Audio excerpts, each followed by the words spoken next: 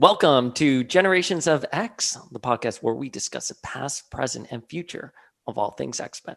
I'm your co-host, the Uncanny Dayspring. And I'm your other co-host, the Adjectiveless Flinkman. And Flink, oh my God, it's finally here. Finally, after the longest break from MCU movies and content, I believe Spider-Man Far From Home, July 2019 was the last time we got something from the MCU, right? Yeah, it's been about 18 months or so since we've had any MCU content. So this has been the longest stretch I think we've had since the MCU began in 08. And guys, WandaVision has finally arrived on Disney Plus, and we are just so excited. We have assembled a WandaVision trust. I don't know, Flink, what have we assembled here? Well, we've assembled a mix of dear friends and family to join us every Thursday as we're going to do mini-sode coverage of each and every episode of WandaVision. It's going to be an ambitious undertaking, but I'm so excited to be here with you and our friends to do this. Well, we did 10 of Swords for like what, 22 weeks? Well, let's hope that this goes a little bit has more direction than that. Yeah, and listeners, we are covering WandaVision in such great detail because Flink and I believe this is ground zero for the introduction of the mutants in the MCU. So we want to pick apart every excruciating detail. As per usual. But before we do that, before we dive in and break down all of our feels on the series, do you want to introduce our first guest panelist? Oh, with great pleasure. Our first guest is a graduate of the Parsons School of Design. He is a character designer, illustrator, and animator, and has worked on various freelance projects, such as drag queen merch for the self-proclaimed internet reality trash LA queen Bible Girl. His work has been featured on House Rules in LA, and he has a Blink or You'll Miss It background cameo in Zoolander 2, which he did pro bono just for the fans. He will whip your ass with Rosalina in Mario Kart and make you cry with Lucario in Smash Brothers. But you know what? His thoughts and actions are utterly unclouded. And most importantly, he is my little brother. Please welcome Ryan. Hi, I'm that meme you always are looking for on the Explore page, but you just can't find it. Nightfall. Nightfall? You're so shady. That's what I call an entrance. So wait, do we have to call you Nightfall in this? No. You don't want a nickname to fit right alongside us? I think Nightfall's perfect because it'll just stick a thorn in Dayspring. Like you have my entire life. Absolutely. Well, Ryan, I've heard so much about you. I've been following your work ever since you've had work to follow. So I feel like I've known you, but this is actually the first time we have met virtually face to face, and it's so exciting to have you here with us. Thank you for popping by. And listener, he actually designed the logo for. It's true. Yes. Did I? Did you? It was all for a plate of chicken tendies. As our agreement with everything I do for you. No, it's an absolute pleasure to be here. I'm so happy to meet Flinkman virtually and our other guests as well. I won't spoil the surprise, but I'm super happy to be here. Thank you guys for having me. And I'm also very happy to contribute in any way, artistically and, opinionated as well. I like to state my opinions after all. Oh, perfect. Well, I can't get enough of your family's opinions. So I'm here for my second serving. You're so funny. Oh my God, you're so salty and funny today. Well, someone had her mind before we sat down.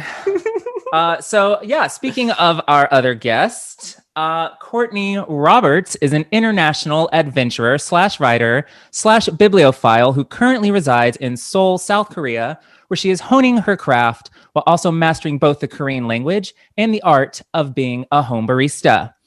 I've known Courtney for almost 10 years now after we were introduced via email CCs at work, but we became actual fast IRL friends thanks to our mutual love of nerd culture and comic book conventions. We've attended countless cons together over the years, but perhaps none more memorable than when we popped our San Diego Comic-Con cherries together back in 2015. I'm very happy to report that our friendship more than survived my Hall H hissy fit that year. And has thrived thanks to a comic book club that Courtney initiated and has helped maintain with a great group of our friends. How many years have we been doing comic book club now, Courtney? I believe it has to be over 5 years. I think it's got to be more like 7, but Yeah. Get I in the think weeds, you're in the weeds. I'm just so happy to have you here. We have been doing this nerd thing together for years and years. We always used to see the movies together. And we were actually in Hall H in 2019 together when WandaVision and all the other Disney Plus stuff was announced. Thank you so much for being here. There was no other person I had in mind for this. Oh, thank you so much, Blinkman. I'm going to try not to like say your name. I mean, if you do, it happens. We've done it before. Wait, Courtney, I need to know, what was the Hall H hissy fit? Oh my gosh. So this was like a whole other side of Michael that I saw so we used to work together, and I remember going by your desk, and that when I went by your desk, because before we only used to like communicate over email, and then I had to ask you a question. So I went by your desk, and then I just see all this related comic stuff. I was like, whoa, this guy is so cool. So I think that's our friendship started. And then I believe it was like that next year. It was real quick. We became like quick buddies there, travel buddies. So I believe it was that next year that we went to San Diego Comic-Con. Yeah. And it was like also with our friend Echo. Shout out to Echo. Shout out to Echo. And we decided we're going to do Hall H. Like that is the pinnacle thing that we need to get into. And which is a hella commitment, as I'm sure most of our listeners know at this point. It's a test of your friendship. Yes. Right there. Like that is. So we had, oh my gosh, I think it was when we were waiting in line, right, Michael? We decided we were going to do shifts because that's the only way you can really survive the Hall H line, because it starts. We got in line the day before. Like 6 a.m. when the first shift started. Yeah. So and of course, we're not anywhere close to the front of the line. No. And I believe this is like one of the hottest years. So like we only had pretty much like a blanket, and this was when we were on that kind of grassy knoll island. Yeah. I forgot what it was. Like the island. The island. We just called it the island because we were there for so long. We were camped out on the island. And I hate to say, I think Michael, you did the longest shift. Yeah. So like what happened was it was actually a really nice day, and we were, like we said, I was like back out on this island, and it opens up to the bay, and it was like gorgeous and breezy. And I was like, no problem, guys. I got this. It's like a day at the beach. But then night came. I was still in line. I hadn't had any food. When the sun goes down and you're by the ocean, it was cold as hell. This was the first year that they did like wristbands to get into Hall H. So like, what year was it? 2015. And so like the wristband process was a mess, and it took they were like 5 hours behind schedule. And would you say a hissy fit is like an accurate description? Yes. Well, I've seen you when we've done long recordings and you haven't had dinner. You have been like, I have to go. Yeah. And that's so Michael, it was literally just like he kept saying the same thing. He was like, where are they? Where is it? Like, where are those wristbands? Like, and you were like, I'm about to walk off. I'm about to like. I'm pretty sure I literally stomped my feet and then did walk off, and then turned right around and stomped back and just like didn't say anything. God, what a diva. Yeah. But I was a joy the rest of the time. Yeah. We got our wristbands at like 1 a.m, and then we had to be back in line by like 7. Yeah, it was. And they were supposed to distribute the wristbands at like 9 p.m. and we didn't get them until 1 a.m. Ryan, you've done New York Comic Con, but you've never done San Diego, and you've done LA Comic Con, right? Yes. Yeah, San Diego is like a different beast altogether. Like it's savage.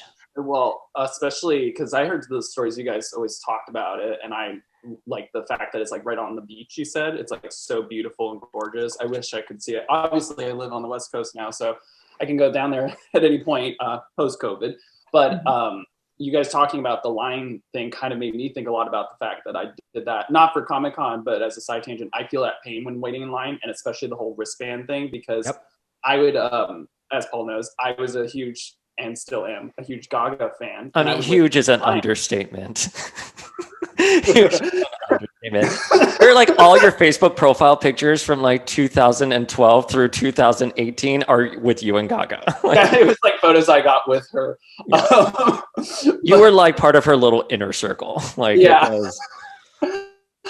I mean, I waited in line though. Like I would wait in lines, whether it was to do events or if we knew she was going to go to a studio, we would do that.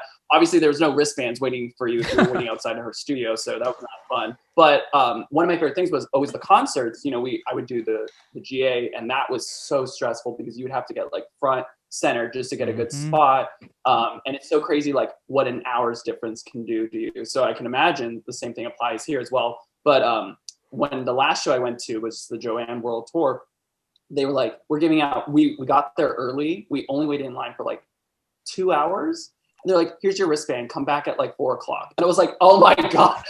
We were like, what do we do with this entire day now? We're just like, what is the purpose? We were so prepared to just camp out for like 7 hours and like go to the hotel, change and like do the shifts and hope that the person you're like, you're telling them, hey, can you hold my spot, isn't going to like sell you out or give away your spot, basically. Wait, right. Line buddies for that kind of thing are critical. We've made a couple of interesting line buddy friends in our years at San Diego Comic-Con. You meet some interesting folks. I couldn't like the last year that we did it, like 2019, there's like this big group picture that I have up on my Instagram. There's like 20 people that we did like this line buddy thing with. And I literally could name 4 people in that photo. And I think I even like captioned that. I was like, thanks to all these people whose names I'll never know. Oh, I do remember that photo. Yeah. You'll never see them ever again, but they were the best people to sit in line with. They're so important in that moment. They really pioneered your life.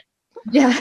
You guys are like, man, I never wait in those lines. You always, your experience, like your San Diego Comic-Con experience to me is like, yeah, we were having brunch in the Gaslamp District and I saw Elijah Wood at the table next to us. And then we went to Palm Springs for a day before we returned to Comic-Con for 2 hours. Jesus fucking Christ, you nailed it. Like that is literally what happened at my last Comic-Con, like verbatim. Like, no, seriously. And I'm like, I'm in line at 5 a.m. and we are getting those goddamn wristbands. And like, it's like a battle. I don't think I've ever had brunch like at really. Like, I think I've just like we've always like made like pre-packed or stuff at the hotel. The first one up makes the PB&J. Right.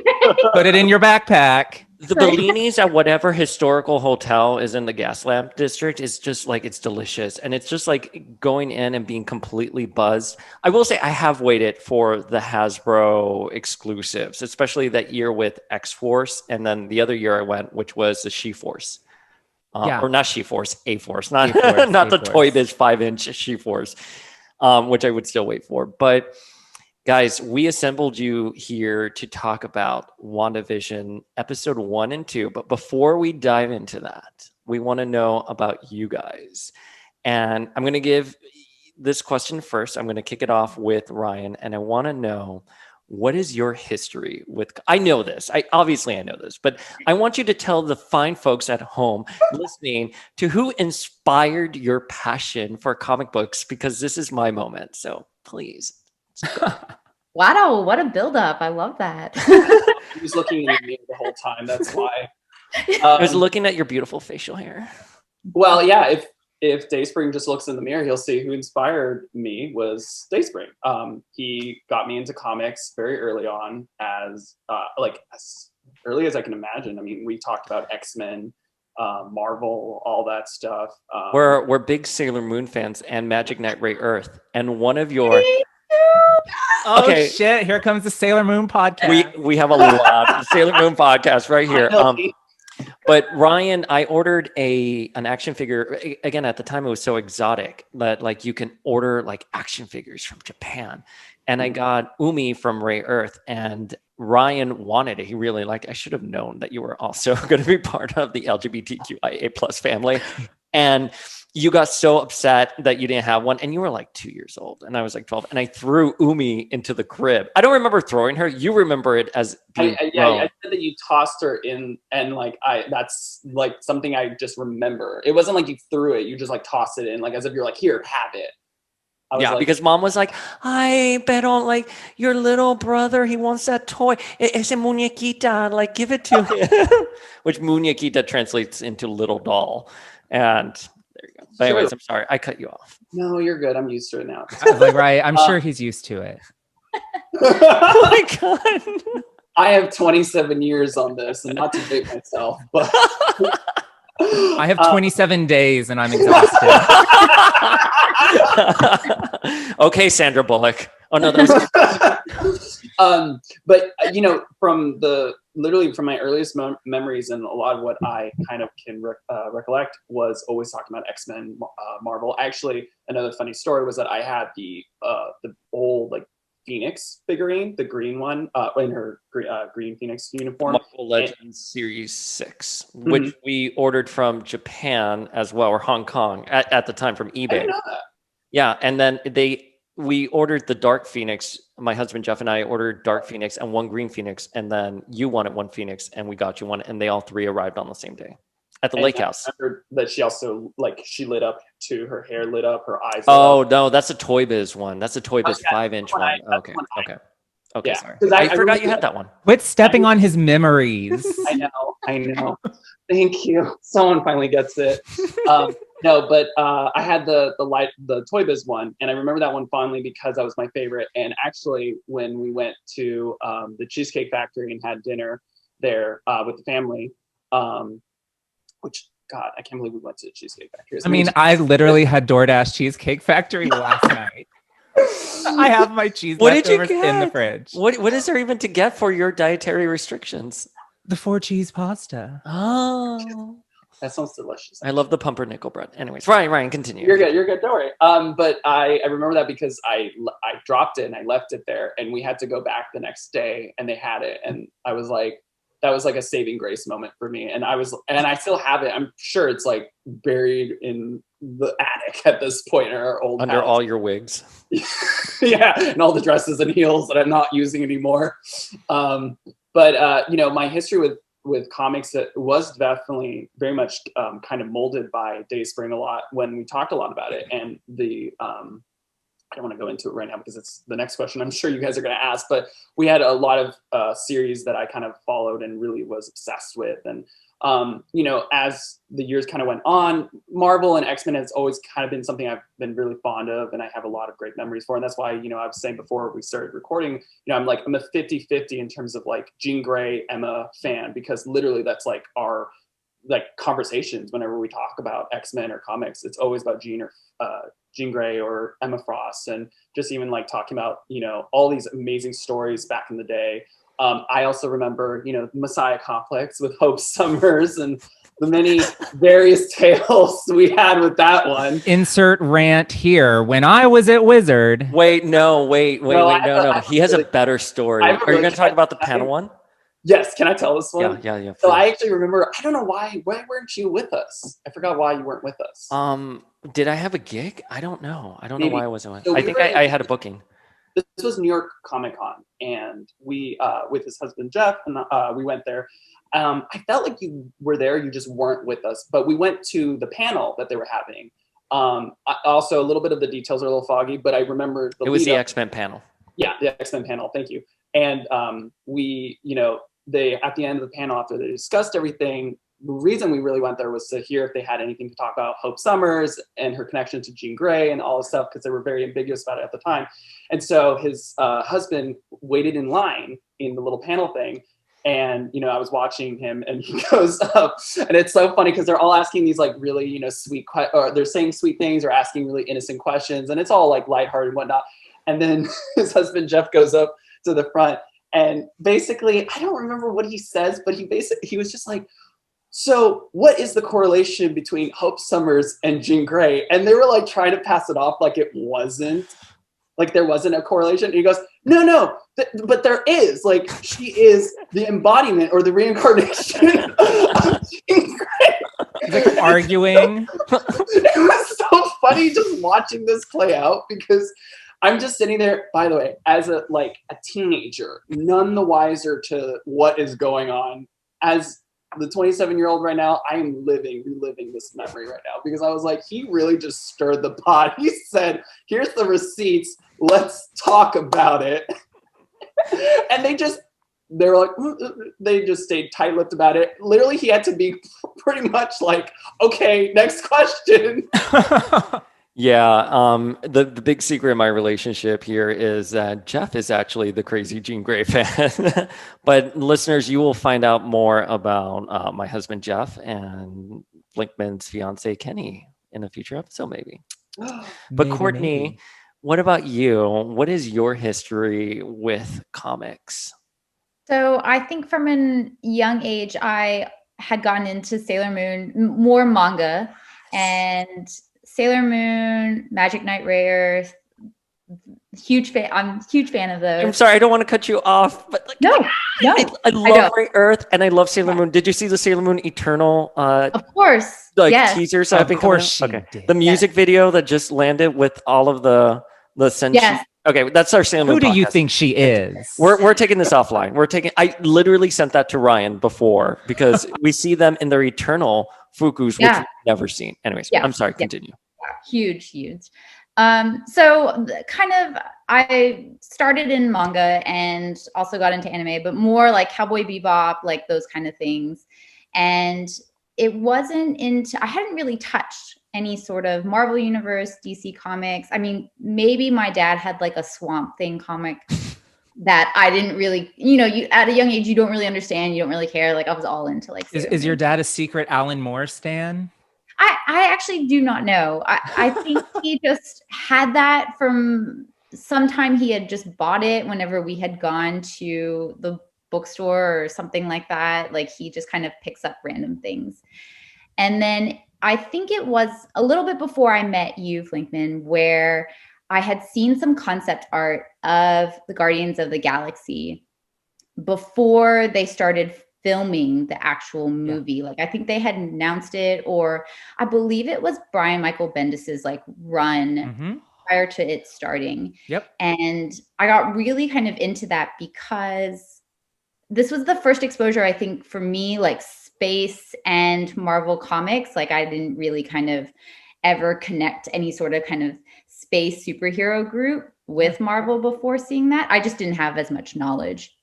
And I had really been into Firefly, like Joss Whedon's like TV series, like way back when. And then this kind of just really hit home. I was like, oh, I think this would be a ragtag bunch of superheroes, like oddities all coming together. So I was really into that. And I think I'd have to say the turning point was when I met you, Flinkman. Like you really opened the door, because before I never read single issue comics. I had never really gone seriously to the comic book store every week. And I think you probably kind of inspired me to expand my horizon. Yeah, it was all fairly serendipitous, because right around that time is when Marvel really started to do a push with their female characters and to like try to expand their audience. So that was right around the time of Charles Soule's She-Hulk. Ms. Marvel was brand new. Carol had just become Captain Marvel. There was that really wonderful Spider-Woman book. They were really starting to, grow their or like actually do stuff with this stable of wonderful female characters that they have. And you, we had just started to become like good friends at that point. And I was like, well, here's Ms. Marvel. I think there was only like 3 issues out at that point. And like, you and our friend Echo, again, shout out to Echo. I think we started right around that time. We would go to the comic book store. Like we would go to the comic book store and we would go get sushi or go to the Thai buffet or something, like every single Wednesday. We all worked together. We had our little Nerd Crew. And yeah, that was like that was you getting into comics, but that was the first time that I ever like really shared my ritual with anybody. So like the memories of the three of us working together and getting to like do that, it's a very special memory in all my years of being a comic book reader for sure. And the Yeah. Sarah Pichelli art for Guardians of the Galaxy, like what a Yeah. starting off there with the Bendis run. And speaking of the huge push that Flink just said about female characters, we got Angela. Angela came Yeah. in, and it Yeah. was big. That was just after Age of Ultron. Yeah. Yeah. And Spider-Gwen was happening, and that was when like Batgirl over Call at her DC Ghost got Spider. her yellow Doc Martens. Like there was just a lot of energy around female comic book characters, so it made it really a whole lot easier to be like, no, comics really is welcoming, you know, of the female readership, really are welcoming of you know, people who aren't just, you know, me and Dayspring with our opinions that we will fight you on with our, you know, 30 years of comic book history that we Oh, have, you're you know, savage. wrapped up in our brains. But I it was that period, like I seriously, it was Yeah. a joy sort of getting to share this passion with somebody new. And of course you've taken it and you've run with it. And like I mentioned earlier, you know, we do have our monthly book club, and I always look forward to what you're going to pick, because yours is always some of the more interesting things for better or for worse. Courtney Yes. has picked some interesting things. I think I don't think either one of us have picked the worst thing we've ever read, but I digress. We are not here to discuss specifically. Well, I guess we're not just here to discuss WandaVision. We're here to we can stray a little bit. This is a journey. This is a Our journey. We'll get to WandaVision. Our listenership is going to be with these folks for like 8 episodes. They need to get to know them a little bit more. Well, so in the spirit of that, I guess my next question before we delve into the more specific stuff is in general, and we'll start with you, Courtney. What is your favorite comic series?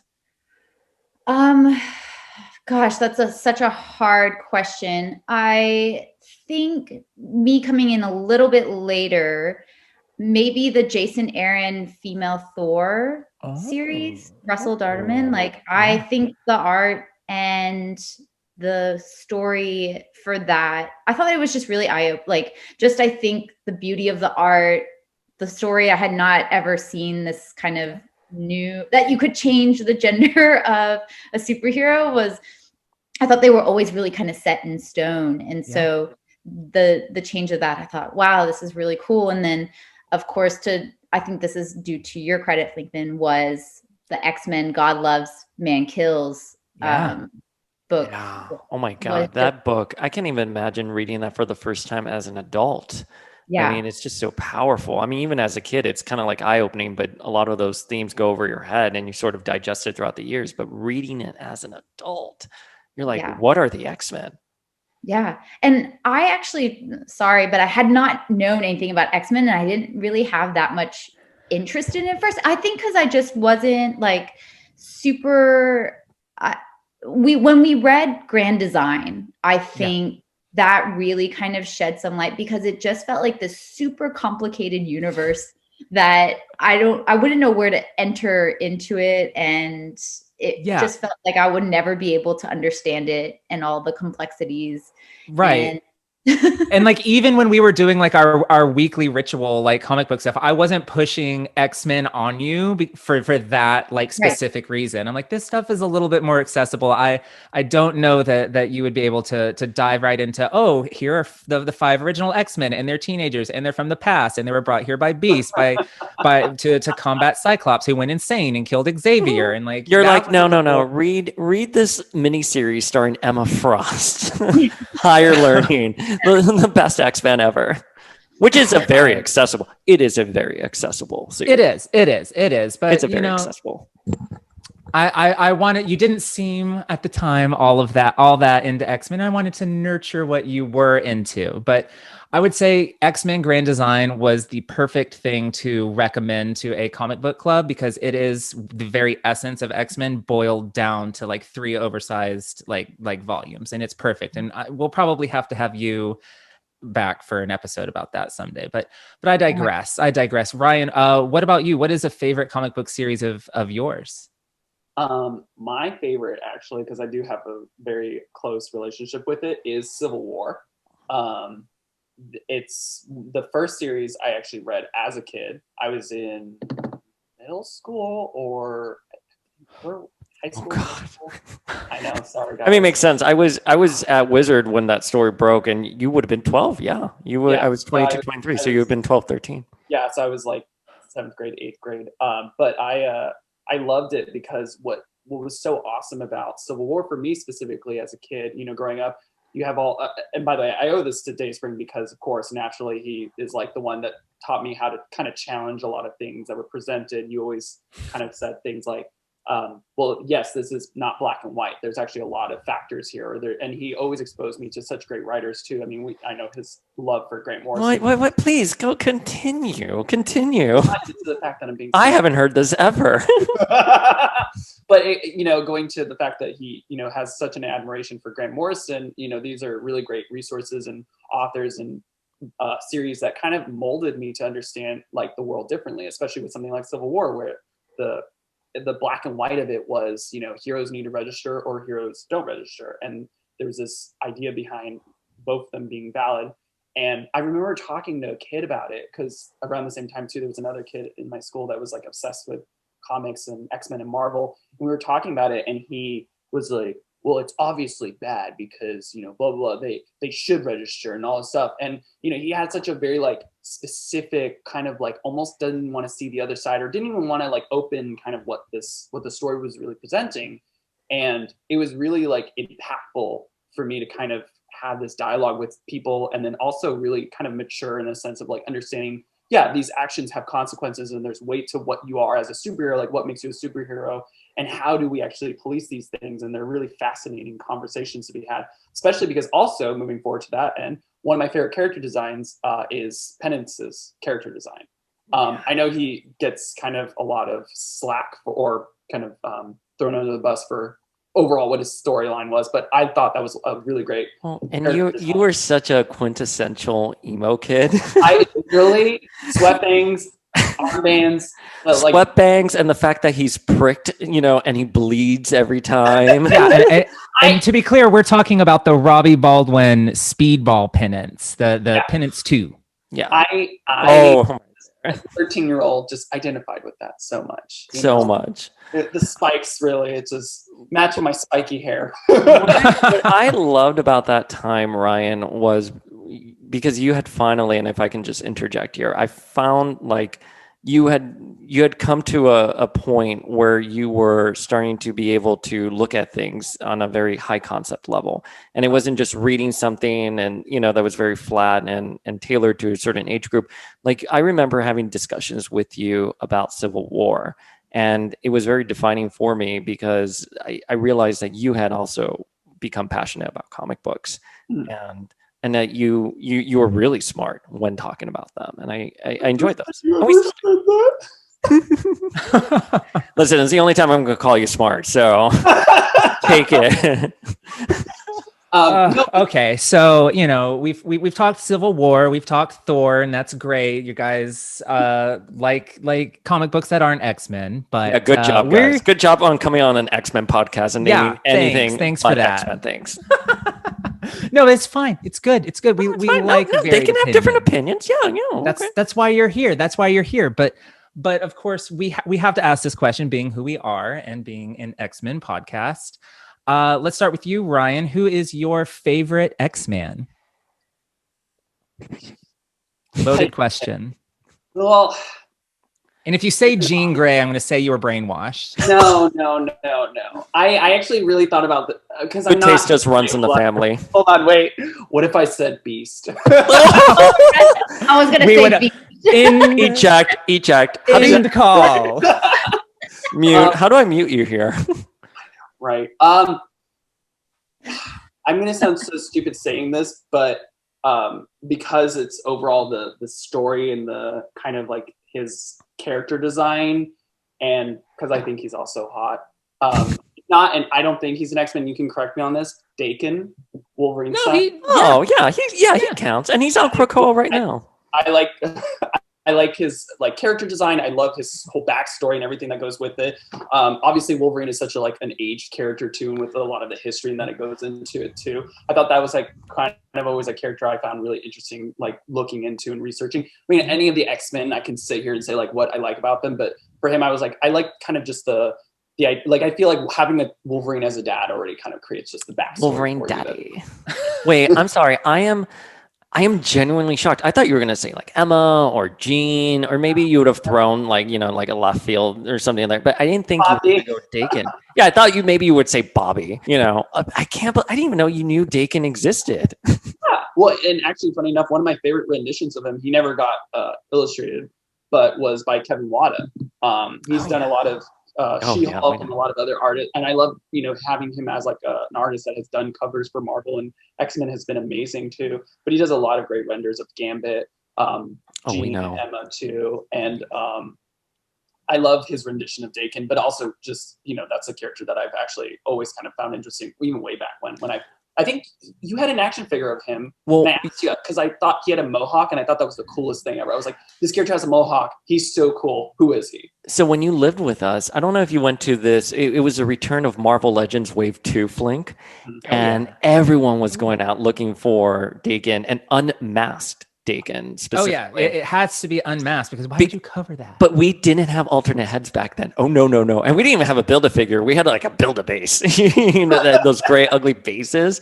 But Ryan, I don't know if you had come to the game that we went at MSG. I got him the day I got my adult braces, and we went to a game. That lead into. And so I found him. I'm forgetting where I found him, but I took him to MSG, and then I brought him home. And I was really excited. But yeah, I had him when we lived together. I didn't know you noticed him. I literally was like, he has a mohawk. This is the coolest. How can you not notice him? Courtney, who is your favorite X-Man? Okay. I don't think I can choose between two. So I'd say Storm and Kitty Pryde. Okay. Excellent answers. Well, I was on pins and needles. I had to take Storm is iconic. Not many people. I mean, a lot of people say she's their favorite and they love her, but they don't necessarily say definitive favorite Storm. Halle Berry. Oh,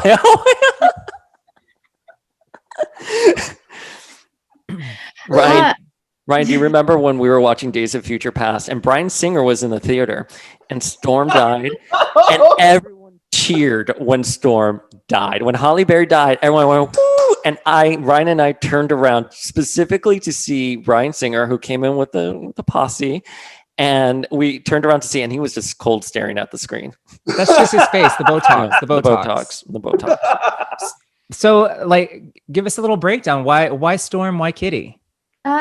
So I think Storm is just probably, she's been, when I think the X-Men, I kind of immediately think of her because she has led the team. And so I think it was that Storm individual comic run, Flinkman, that we read together way back when, that kind of provided a bit about her history and backstory. I thought that was just really interesting. And she's very unique for, I think, the Marvel universe in general. Yeah. And so that, and along with kind of all the movies she's been in, again, not a very quintessential X-Men fan. I didn't really start with the X-Men. So I'm kind of basing this off of everything I've gathered throughout the years of understanding the X-Men. And I think it was until we read Days of Future Past that I really liked Kitty Pryde. And that, because I think what's important when you start to love a character is you kind of just understand their backstory and their motives and everything. And I think that just provided another level of uniqueness and kind of interestingness to those characters, which I had never really understood before. But I think that I had identified with those certain characters. You just kind of find a connection. So out of all the X-Men, I think both of those are I think those are excellent choices. And not to mention with Kitty, I think right around the time that you or pretty close to the time that we were reading comic books regularly, she was a member of Guardians of the Galaxy. She was engaged to Star-Lord. She actually took Star-Lord, over yeah. that identity for a little while. And I know a lot of X-Men fans aren't really a fan of all of that, but I thought it was a lot of fun. Who was the writer who handled that? Was it Bendis? That was Bendis. That was Bendis. I think I jumped off Guardians by that point, but that's I don't know. I'd have to reread that entire era for Kate Pride. Well, yes, now she is Kate, but she was still Kitty at that point. And I think I don't know, like I can see the appeal of her having jumped on at that point. And definitely when you say, reading Days of Future Past, that is a quintessential, like iconic Kitty story. That's her first big story as an X-Man. So, not how only could you not love her after Days of Future Past? Yeah. I think those are awesome choices. And I think I'm just going to say, I know you're not currently following the X-Men comics, but Storm and Kitty are both on the cast of the same book right now, Marauders, and it is probably the best X book being published right now. Yeah, it's a fun book. Although I think Storm is ascending. She may. She's ascending. We may see her. Spoilers. I'm trying to get her to read this. Okay, sorry. Okay. Look. We can talk about our favorite X-Men all day, but like we are here for one reason and one reason only: the Great Pretender. So I kind of let's gauge your feelings. To sum up, Flink, how would you sum up your relationship with Wanda? Your feels for Wanda? I'm not the biggest Wanda fan. I think she's been used as a plot device negatively against the mutants and X-Men. And as an X-Men fan, I've felt very targeted by her. So I don't have the nicest of things to say about her. I think after speaking with you and Demanda at length about the merits of Wanda Maximoff, and listener, you can tune into that two-parter airing right now. Two-part special. No, I loved it, but I'm coming around. Like, you sort of have started to convince me that I can't judge her as a character because of poor editorial decisions, whereas I kind of want to be petulant about it. And I love Wanda. I love Wanda. Viewers, you listeners, you guys probably know this. I'm a huge Wanda stan. I think her journey is a hero's journey in the Marvel universe, in the Marvel 616 universe. I thought No More Mutants was iconic. You have to take your stories somewhere. Stories just have to go to a place. So I think having Wanda, have this complete mental breakdown and take away the X gene was just so epic. And, I know it kind of wavered selfish. It kind of wavered there in between big stories like Messiah Complex and, Second Coming and Avengers versus X-Men. But they had momentum in the books, and the books were very special at the time. They had direction. So that's where Flink and I sort of stand. It's kind of opposite. It sounds like he's coming around, but... So, Ryan, we're going to start with you. Tell us about your history with Wanda. Do you like Wanda? Do you, Wanda? You know how much I love Wanda? I love Wanda so much that I bought three Marvel Legends action figures of her back in the day for you and your husband, Jeff. So this Are we talking janky Wanda? We're talking about janky. It wasn't called janky Wanda. On the Foosh, they called her Nicole Richie Wanda because her body was so emaciated. That's not the name I remember. Oh, really? Well, we won't repeat that. No, but so at the time, I think it was Series 11, the Rider series, Legendary Rider series. Jessica Falcon had said, like the factory had messed up on Wanda, so we are not making Wanda anymore. So I found one on eBay, and I paid at the time, which was hefty, $150 for it. You threw some shade at me for that, Flink. And then Ryan was like, he called me on his flip phone and was like, there's a Wanda here. And I was like, yes, get her. And then you found two other ones, and it was really great. But I think, Ryan, you by proxy inherited love for Wanda because of me and that time. Well, and in a lot of ways, I actually think not to jump ahead, but the setup that they're kind of doing in the MCU with the previous films and also WandaVision has been really great in kind of revamping her story and kind of polishing a lot of the stuff to really tell this tragic tale about her. I think she is a much more of a tragic character than, you know, when you really look at her and when you see the pain that she has. I mean, you know, you can go into the idea of like motherhood and how that impacted her own inability to have romance, or the fact that her romance was kind of unethical or weird, kind of ties a lot to even just like LGBTQIA issues, and just even just the idea of queerness in itself. She has a really great story if you kind of look past a lot of the retconning and you kind of try to piece it all back together, if you will. And there are retcons. And there are retcons. Just a few. To last us 27 days or 27 years. More retcons. but I have a great fondness for it too, because House of M was actually one of my favorite, another favorite ones as well, because I actually have really great memories from also watching the Newground animations of House of M and all the other X-Men stuff that they did. Oh, the floating hands. Yeah, floating hands. The floating hand animations. Parodies. We quoted those parodies like till the bitter end. It's like a reflex almost. Now, Wanda, you know you can't go around making children. I just need another one. Oh, this one likes you. Do you guys know about the floating hand? No, I'm gonna send I'm them. afraid I don't. So can I kind of give a little insight on it? So back in the day, Newgrounds animation. Are you guys familiar with that? So it was an old kind of like website where a lot of like animators put a lot of their work on. They either did their own original work or they did parodies. A lot of parodies were there too. It was a really great kind of breeding ground for animation work. I'm not going to go too much into it so I don't kind of like slander or butcher the history, but it was a really great animation kind of area at the time in like the early 2000s. And there's one guy did Floating Hands, did like a whole series of just like parodies of X-Men, Marvel kind of series spin-offs and whatnot. So like specifically House of M was one of the big issues, and they made a whole thing about it. They did the X-Men 3 movie too. Like, they did. Flink, you would have loved this. They did the Return of Jean Grey, and Emma like standing there being like, there hasn't even been enough time for grass to grow on her grave until that little tart has the audacity to come back to life again. I'm gonna say, I can't believe you don't know these. No, Flink. I wasn't.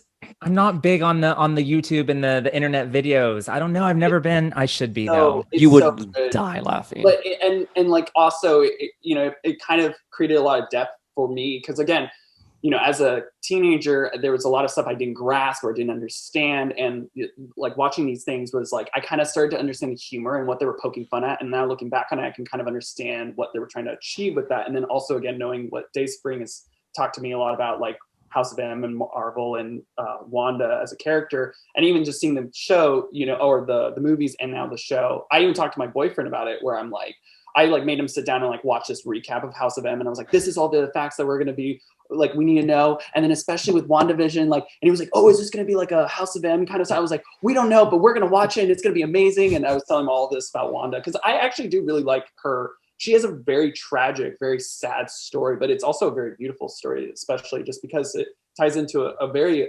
current issue, mental health. And it's a really big thing that she kind of is now getting that light. And I think it's awesome that WandaVision is kind of coming to the front. But Ryan, we too, and by the way, I agree with everything you have just said. Someone read my Instagram rant, obviously. But we came up with our own little Wanda song. Dude, do you remember that? I think you came up with it. Yeah, you're right. I came up with Flink. Have I ever sang to you my Wanda song that I made? No, I don't. Not that I recall. Do you guys know the Fanta song? Do you guys know Fanta? Like, of course. You want Fanta? No Fanta? Okay, yeah. So Ryan, do you remember it? Okay. So it's okay. All right. So to that theme of the Fanta song, don't you Wanda? Don't you Wanda? This reality really sucks. Hot Gypsy Wanda, make it not. Don't you Wanda? House of M. That's no fun. Chill with Wanda in the sun. Don't you, Wanda? And that's supposed to be Hawkeye, like going up in flames. Beautiful. I love it. I mean, so we're a family of Wanda fans. I mean, I have to ask Courtney after that beautiful performance. What are your thoughts on Wanda? Oh my God. Follow up on that. Well, the complete opposite. I'd have to say more so I had no idea who she was until the MCU, until Civil War. Like had no idea. I mean, I kind of knew, like heard the name Scarlet Witch, but like didn't know anything about her character, didn't know anything about her backstory. So like I came into it like pretty cold, not understanding. And of course, I don't think that the MCU has like really maybe this is where WandaVision comes in, where we explore her background, but she's for the past like few movies, like just kind of seen like a character that shows up and like does her thing and then we don't really get to see the complexity of her character, like how you described, like Ryan. So this is where I've come here like with nothing. And we're giving you everything. You don't have a song? You don't have a Wanda song, you mean? No, I'm so sorry. I do not have a Wanda song. Maybe after this. If you want to be my lover. Yeah. I think we're now we have a converting Wanda flame. song, Courtney. Look at that. Here we go. But I had heard about House of M. Michael, I think you had like kind of mentioned it when Me? Yes, of course you. So that I kind of know a little bit about House of M just from research, but I have not read it. So I kind of know the gist of it. And it sounds so interesting. And her character sounds absolutely, her character arc sounds just really multi-dimensional, multi-level. So I'm really excited that you guys allowed me to come on and like watch this and discuss it. Allowed. Allowed. No, excited you're here. I've been dying to meet you. I love your bookstagrams. I can go off on you about how much I love your presence. Oh my god. I'm pretty much new, so I like definitely defer to the kings of comics, you guys. So yeah, I mean, and that's kind of what this whole panel is about, is varied opinions and experiences with comics. I'm a seasoned comic reader, but I'm not a seasoned Wanda pro, whereas Dayspring is a seasoned comics reader who is a seasoned Wanda pro, and then Ryan comes in as a Wanda fan, and then a legacy Wanda stan. No, I think it balances it out. Where I think I will probably give Wanda too many free passes. You will hold her accountable. So I will hold her ass accountable always. All right. So we are going to kick off with episode 1 of WandaVision. And there is no title, folks. It is just called episode 1 on Disney+. And we kick off the episode with Vision and Wanda, whom we last saw together when he died in Infinity War. And they arrive in this unnamed town, and everything is black and white. It's entirely shot in black and white.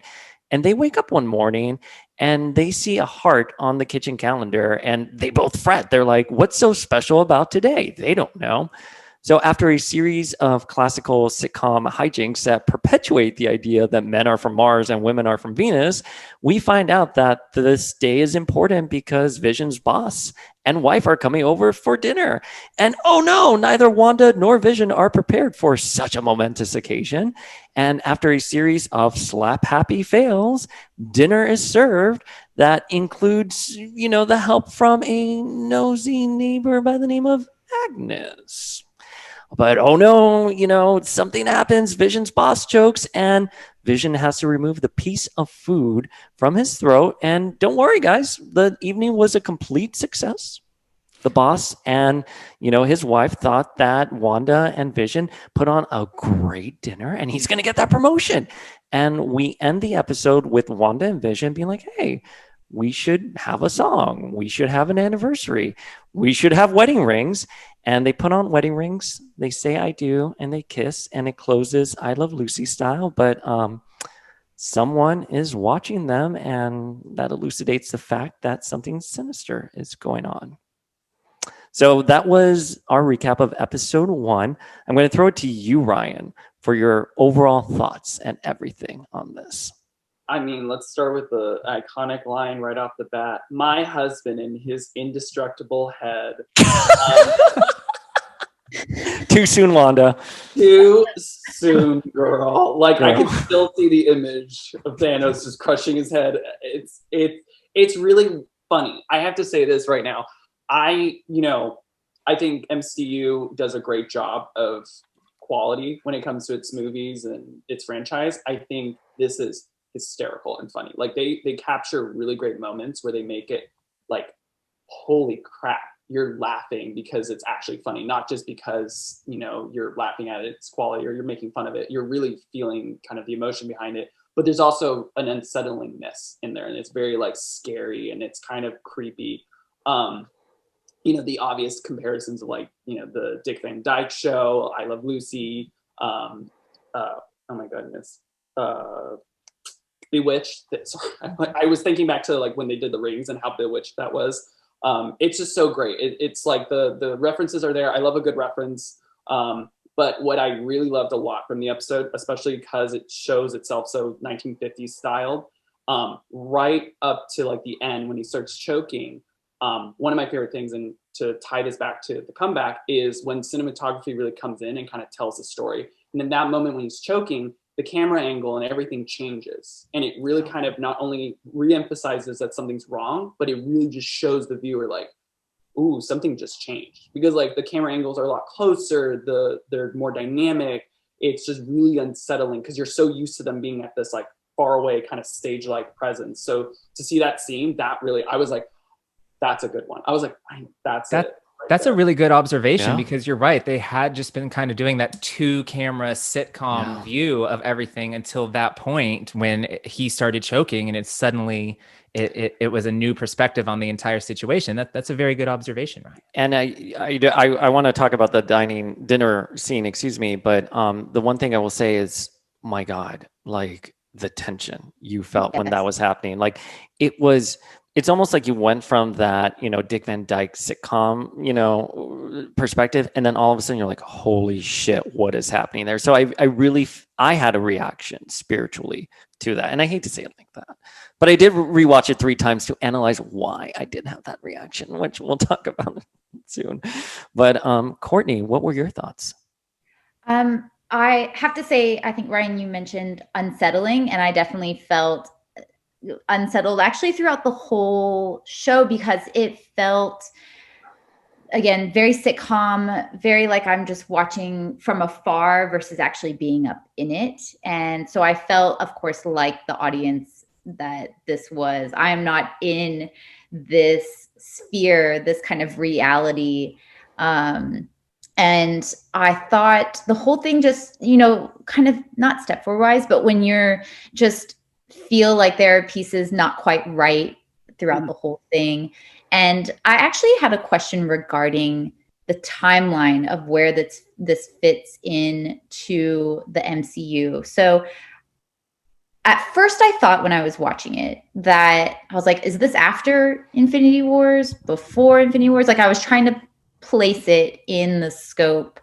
And because I initially thought like, oh, I feel like anyone that's maybe someone new that's just jumping into the MCU, like this definitely does not stand as a standalone series. Yeah. Like I think you need some background as to who these characters are, because they don't really reveal or kind of say. So like if you just jumped into it, you wouldn't know that she's like Scarlet Witch, because they just say Wanda the whole time. Mm-hmm. And that would be something I think if I was new and this was the first one, because it is now on Disney Plus, which is like offered to pretty much all age ranges in this case, that I would have not understood really kind of, I just would have thought, oh, this is pretty weird and it doesn't quite make sense and it's kind of slow.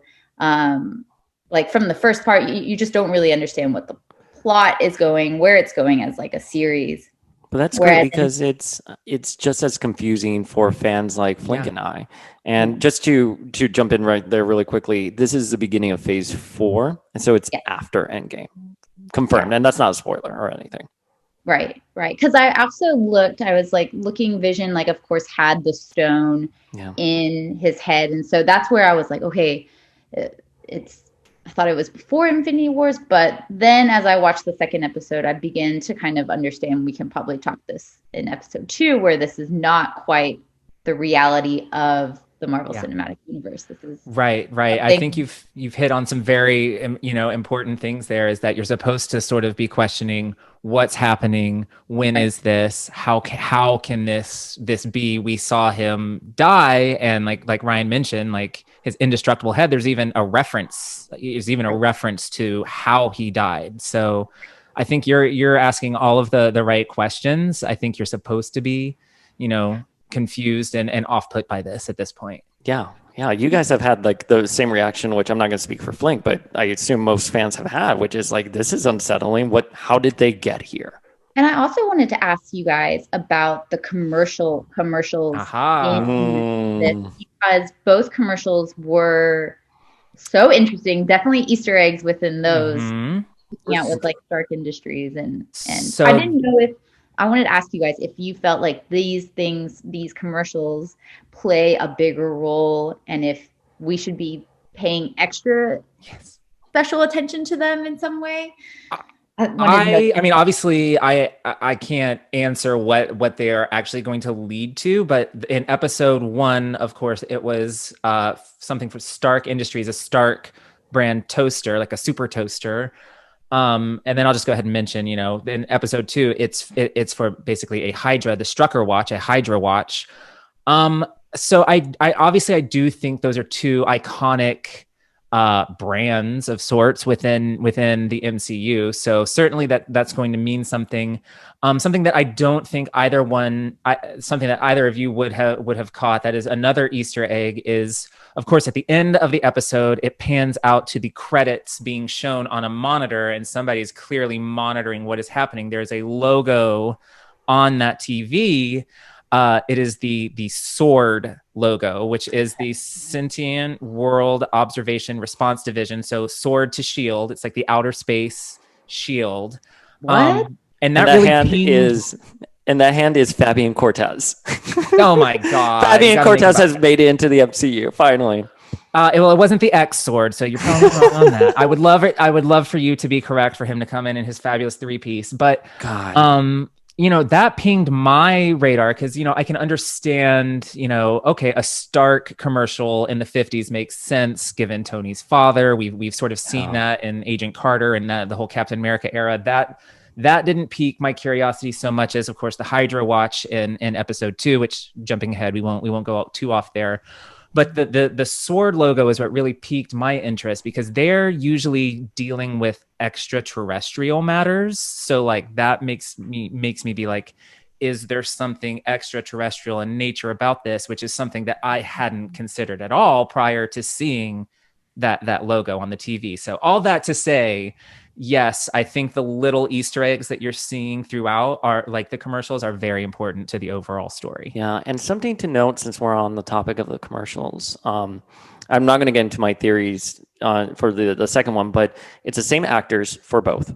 Yep. And if you notice with the toaster, first of all, Vision's nickname in the comics is Toaster. And if you see the Stark light, it starts flashing white, but then when it cuts back to it again, it's red.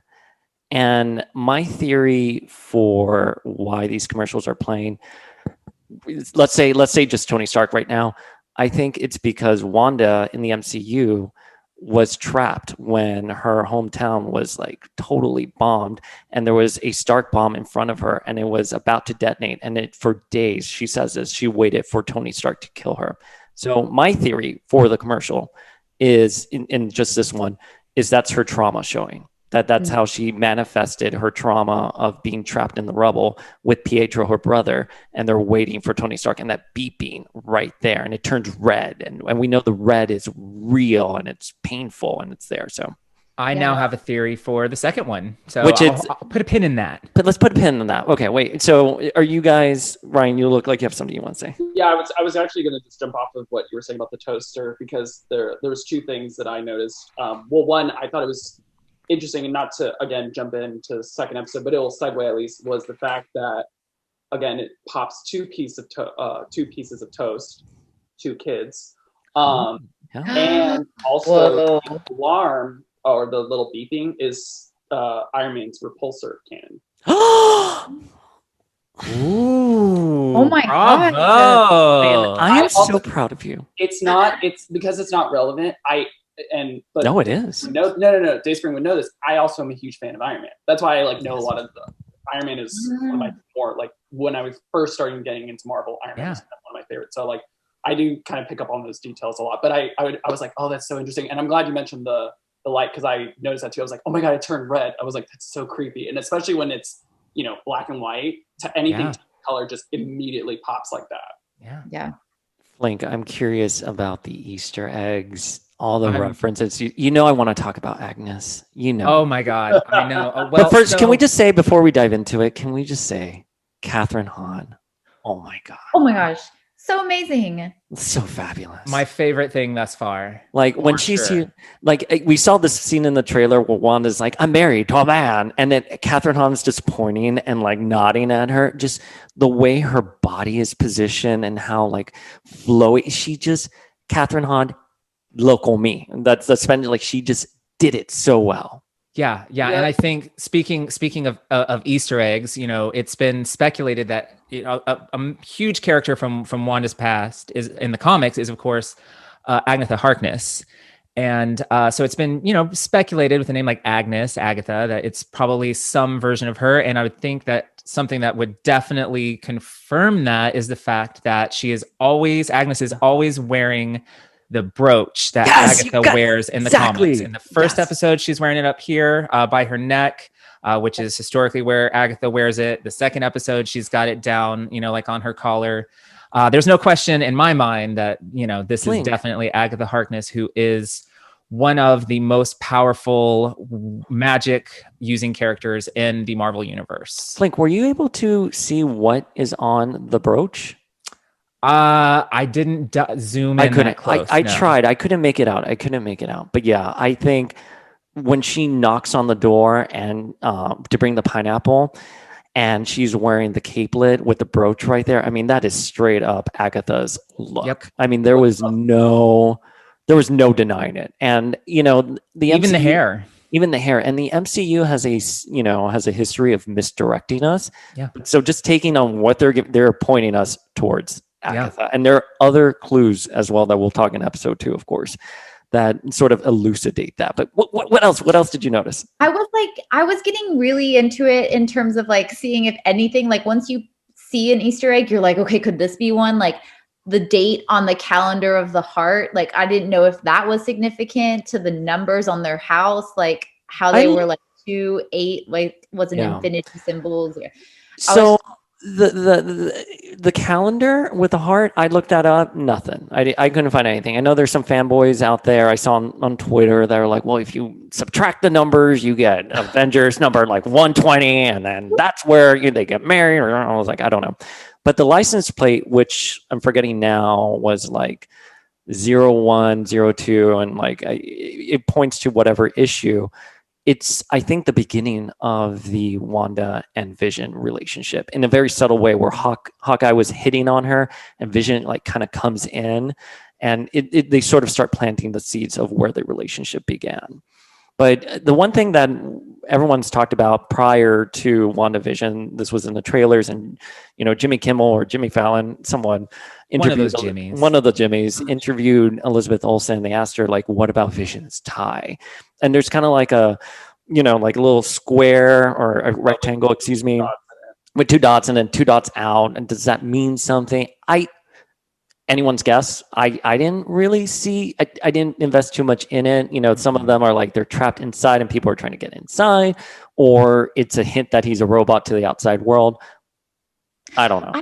I also didn't know if there was they would try to pull some visual references from Tom King's Vision book in terms of, because I thought I had heard or read somewhere that was kind of a little bit of an inspiration. That's a Kill Bill Sirens. You said that. So because I think there's some things that are lifted, of course, naturally, and Vision as a character is a byproduct of that run. But this is 100% the Vision and Scarlet Witch Volume 2 by Steve Englehart, where Wanda and Vision move to New Jersey and they try to have a suburban life.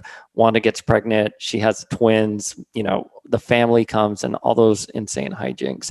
But I'm sorry, Courtney, because like I literally ranted on Twitter being like, news sources who should know better keep saying this is inspired by Tom King's Vision when it's clearly not. And Wow. I think visually it takes a lot of its cues, like the creepiness to it. I think that, and you can correct me if I'm wrong, Dayspring, but there is a creepiness to the art and the look of the Tom King Vision run that I think this is adapting a bit. Yeah. The Englehart, they're all horny. Wanda and Vision are horny the entire time. They and it's very colorful and they're very 80s comics. But I noticed a few other things that I did want to talk about because I rewatched this like 3 times and like paused everything. The first thing I do want to talk about though was the Dick Van Dyke inspiration, because the set is almost like verbatim, like where Dick Van Dyke walks in and trips, like it's the same. Phases through it instead. Yeah, and Elizabeth Olsen wearing that nightgown with all like the fluff and like the fur on it. That's what Mary Tyler Moore wore. She has Mary Tyler Moore's hair, which I thought was just really beautiful. I love the references to Sokovia and how that was kind of like, oh, you're from Europe. How exotic. Because someone from like the 50s would have that reaction. And the shutters in the kitchen is very Bewitched. If you guys were I grew up watching Nick at Night. So I was thinking it was very I Love Lucy. No, the kitchen specifically, the window, the kitchen shutters. Maybe, but like in Bewitched, I'm pretty sure they have the shutters in the kitchen, like the same setup with the table there, like a house, not an apartment, with the shutters there. So maybe I'm getting ahead of myself here, but I thought episode 2 was far more inspired by Bewitched than episode 1, with the animated credits and her look being an exact recreation of what Samantha wore on Bewitched. And again, maybe I'm getting ahead of myself here, but the houses in between episodes 1 and 2, they're in a different house, completely different house. Yeah. I also had a question. I saw that they had mentioned like Bolsheviks in like episode 1, but then in episode 2 they said communists. Like I don't know if that also was like something that just showing the time period difference. Like at first I was like, what time are we in? Maybe the 50s, and then Bewitched is 60s, so right? Right there. That's what I was gonna say too. Is that it feels like each episode is gonna jump like 10 years. Because, especially just like even in the hairstyle alone, and the fact that they made the comment again, not to jump ahead, but the fact that they made a comment about her wearing pants. While everyone else was wearing dresses, it's just like obvious. And also in the 60s was kind of when Technicolor was becoming more popular. So that's why I thought the writing and the layering for this episode was just incredible. Like Wanda and Vision don't know what they're celebrating, and it becomes like a little hijinks in of itself. And it's so funny, and you're laughing along with it, but like the meta textuality is like they really don't know. We don't know what's going on here, and they're laughing, but there's something sinister going on there. And even when Viz is like, what do we do here? And he's trying to ask his boss about like, so what are our goals? And his boss is like, input and output. And he's here like, but what do you mean by that? And then he's here like, Viz, you're not with it. And like the audience laughs. I think it's a testament to how layered the writing is. And if you look at Vision's office, it's also the Mary Tyler Moore setup from the show, which I thought was great. But okay, here are some Easter eggs that I'm shocked neither of you got. One, the label on the wine bottle translates to House of Misery.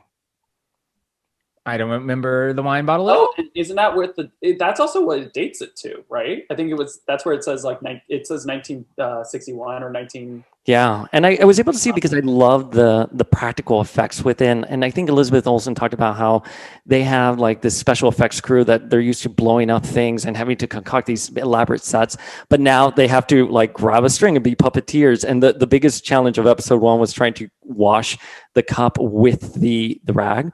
But guys, the dining room scene, the dinner scene, do you guys realize what happened when he started asking questions? Wanda looks at him. He was not eating. He did not put anything in his mouth, and he started choking. He started choking. She looked at him. He started choking, and then I think, and this is my speculation here, she's looking at him because she's here like, wow, you're catching on that this isn't a reality that's stable. She's getting angry. She wants to kill him. And you zoom in on her eyes and she's looking at him and she looks really confused. I think she's conflicted. She's here like, I want to kill him, but I'm an Avenger. I can't do that. And then his wife is like, stop that, stop that. She turns to Wanda, looks at her and starts saying, stop it, stop it. And that's when she starts crying. And then that's when Wanda looks at Vision and says, Vision, help him. So I just feel that my theory here is that these people are real. Wanda has somehow compromised their life, and she almost killed someone because he naturally questioned what was happening, and she kind of had to wrangle herself in for that. To jump off of that too, one thing I thought was really interesting, because I was curious how fast they would go through the decades in terms, and it's obvious by the trailers that we've seen that they are going to go through quite a lot, like to a contemporary time. But I thought it was really interesting that they jumped so quickly, and I hypothesized too that every time something bad happens within that specific decade, it's almost like in her head, she jumps to a different time to kind of escape whatever that problem is. Yeah. So like the boss being an issue during that time, maybe that's what spurred her to like feel like she needed to move to a different time where things are different. There's things going on that are not the same. And that it kind of goes into it too in episode 2, but I'll wait for that part. Yeah. And I'm sorry, Courtney, go. Oh no, I thought it was more like she's in, like they're in this kind of weird concocted reality, maybe of in her mind what she's kind of created, and when those kind of instances happen, it's almost like a glitch, and she's trying to fix that, like, oh no, I'm trying to keep this reality as is versus like change it or get out of it. That was how I just processed, because also that voice that comes in, maybe we talk about it later, feels like a radio, like I have lots of feels on that. All right. Yeah. So we can jump to episode 2, but like the only thing I would say that that I thought was a particular note that I liked was, if we're looking at them trying to teach us how to understand this narrative on Wanda in the kitchen, when she feels overwhelmed, her powers are like haywired. So I think that's a nice little clue for the viewers and people who aren't familiar, that Wanda does not have control. Right. And I think that, correct me if I'm wrong, but I think that that's kind of the first instance we've really seen her using any sort of like magic versus random like blasts of energy or telekinesis. This is the first time we're really seeing her materialize things, change things. Like this is the first time we've really seen her warp reality. Yep. So let's go ahead, since we keep wanting to talk about episode 2, we might as well go ahead and move on. So in episode 2, we dive further into the black and white world of WandaVision as the titular pair sets out to meet the neighbors and put on a one-of-a-kind magic act in the local talent show for the children. All is not as it seems, however, as strange occurrences begin to pop up all around the couple, and Wanda starts to see bits of red before she ends the episode with a magical pregnancy in full-blown Technicolor. In addition to really shaking things up for Wanda and Vision, this episode also served to introduce us to several new neighbors, including Emma Caulfield's Dottie, whom Agnes describes as the key to everything, and Tiana Paris's grown-up Monica Tiana Paris's Geraldine, who doesn't know what she's doing here. Now, with this episode, the devil's in the details, and that might not be the only place he is. So let's rewind, ask ourselves, is this really happening? And begin to speculate wildly. Courtney, I'm going to throw it over to you first. Oh my God. So where do I start with this episode? I think the quote that I remember the most from this episode is that one, her and Vision are talking about the magic, the talent show performance.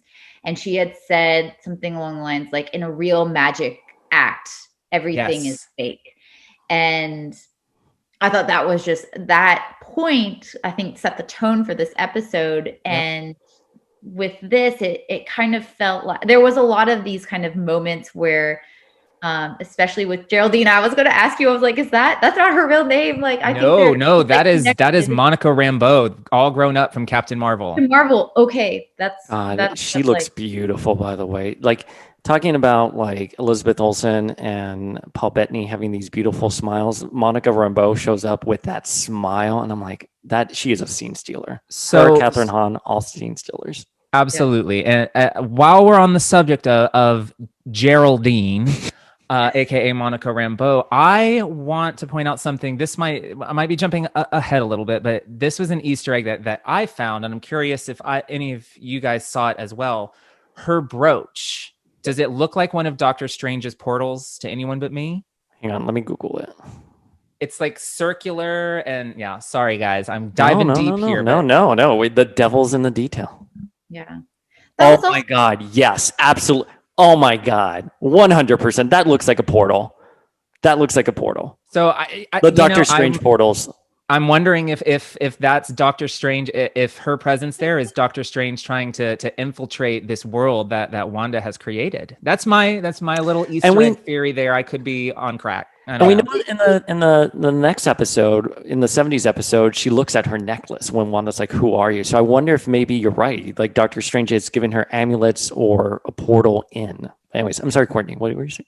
But didn't she say like a quote in this episode, like, "I don't know what I'm doing here"? Yeah. Or like, do you mean like, do you think she has control? Like she's in there of her own free will, or is Doctor Strange kind of so that's my guess. That's my guess. Now that, after the brooch that looks like a Doctor Strange portal, if I had to guess, I would say that Wanda, this reality or whatever they're existing in, is having effects starting to affect the real world, which of course is something I think we're gonna see in future MCU films.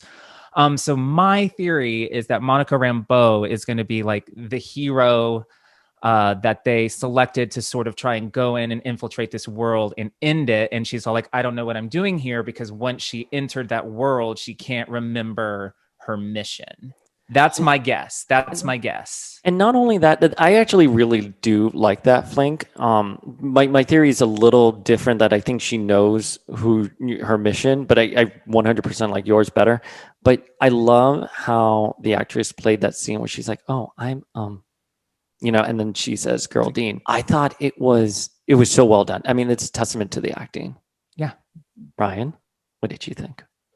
I really love just like I love the quirks and the humor, especially with the gags for revealing, if you will, what the magic was the whole time. I thought that was really clever. I love that gum is what made Vision drunk, and that was like a really clever way of just a very PG way of kind of making him act this way, and like it was just really funny. Definitely what you said, Flink, the most bewitched kind of episode there, because of her little hand gestures and even just like the way things would pop back in. It was so good. And her hair, she's 100% Samantha Stevenson's hair. I was going to ask you how you felt about her Jack and Your Girl Jeans weave. She is full on 1960s Marvel girl with that red hair. Yeah. Well, we talked about this with Amanda. Like, Wanda does not have that hair. No, definitely not. She does not. She definitely went to Marvel Girl's closet and snatched that wig. But no, I loved, and even like the effects in episode 1 where the plate crashed and then they rewound it and it comes back up. Like, I really feel the production team went above and beyond to replicate that kind of time and place and how they shot things. And I appreciate those little details. Right. And well, something I do want to mention that piggyback off of what Ryan said during the Magic Act, where Wanda was sort of doing, her tricks to sort of explain what's happening. It's like whenever someone starts to question things, or whenever Wanda and Vision themselves start to question things, there's always like an instant answer to explain why or how everything's actually okay. Because like at the beginning of the episode, there's that banging outside of the window, and there's clearly not a branch present when Vision gets up to look out the window, but when they really start to question what's going on, suddenly there's a big branch hitting the window in like an over-the-top manner. And like similarly, when Vision has real questions at like the neighborhood watch meeting, everyone distracts him with gossip, and then they give him the gum that throws him out of whack so that he stops like asking questions. And like that's maybe a it's really nothing, good but like point. like I said earlier, I find it kind of interesting that during the magic act, Wanda is kind of doing the same things, like revealing on the fly, like a real world explanation for what's happening. And I'm just kind of like, when the radio is all, "Who's doing this to you, Wanda?" I'm like, bitch, she's doing this to herself. So that's my thing. Like every time someone or something that starts to question, there's automatically a practical answer for what's happening. Right. I completely agree with you too. I when they kept asking, it's like, "Who's doing this to you, Wanda?" I was like, from the get-go, especially from the source material, it's her. She's doing this to herself. But I think she's definitely involving a lot more people. And that's the issue, is that like her magic or kind of the effect she has over these individuals isn't really permanent or working as properly as it can. So little things can almost kind of create a glitch or crack her reality. It goes back to kind of, House of M in that respect, where it's this reality really sucks. It goes back to, House of M, where it's like, people start to reawaken, and that's cracking her reality, this world that she had. And it's even more, again, the devil's in the details. Every single time something breaks or something bad happens, they go straight back to acting like nothing happened. It's like she's manipulating it to kind of put it back into place. And there's a lot of also like really interesting metaphors of like things breaking and putting them back together. The plate, the glass breaking, all these things, like just a lot of stuff that's like really interesting. The Dottie's comment of how does a housewife get a red stain or a wine stain out of white? It's just really interesting, the metaphors and the way she talks or the way the characters talk. But again, I'm a sucker for quotes. The best line in that episode is that how mirrors work? That was Don't ask too many questions. Don't ask. With this back ass and you won't remember a thing. Literally. Like So literally. you mentioned the quote, the devil's in the details. And then of course, Agnes's great follow-up to that was, that's not the only place he is. And she's referencing Dottie, who is, described as earlier by Agnes as well as being the key to everything. Do we think? But then we see Dottie glitch out as well. So I'm like, maybe for a minute there, I was thinking maybe Dottie was like Mephisto, or she was like some like magical representation, and she was, in charge of everything that was happening. And that's why she was the queen bee. But then I sort of started questioning that when she herself started glitching out, and sort of kind of connected to that because Dottie was involved in both of these scenes heavily. The way that everybody kept saying for the children, Yeah. I'm, starting to question, as much as I was saying, well, this is Wanda's own doing, just 2 minutes ago, I also on the same, on the flip side of that, I have to wonder, is this whole entire scenario created for Wanda to create her children? Because there seems to be a lot of pressure around her to have children.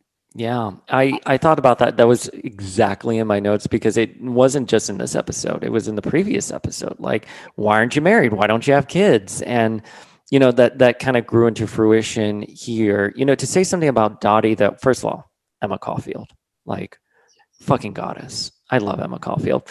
But Jeff was telling me that he was speaking about this with his coworker, that she could be part of the Salem 7, which is that sisterhood, which does appear in the original comic. But for me, again, and this goes back to Vision's boss, Mr. Hart, when he was really choking, when Dottie smashes that glass and she's bleeding red and it's a color red, I thought thematically, or from a cinematography perspective, they were showing us that she was real and that she's actually bleeding, and Wanda is actually injuring people and compromising people. So that's where I see Dottie at. I don't think Dottie's the one, but I do have a theory on who may be pulling the strings apart from Agnes. But I don't know how I feel about Mephisto, though. Mephisto is not part of my theory, and I'm curious what everyone else thinks about that. I know they did the devil in the detail reference, obviously, But if this is presumably gonna segue into the multiverse, I just don't see them throwing in Mephisto, or at least maybe a different version of Mephisto. I'm open to it, but it's not part of my theory.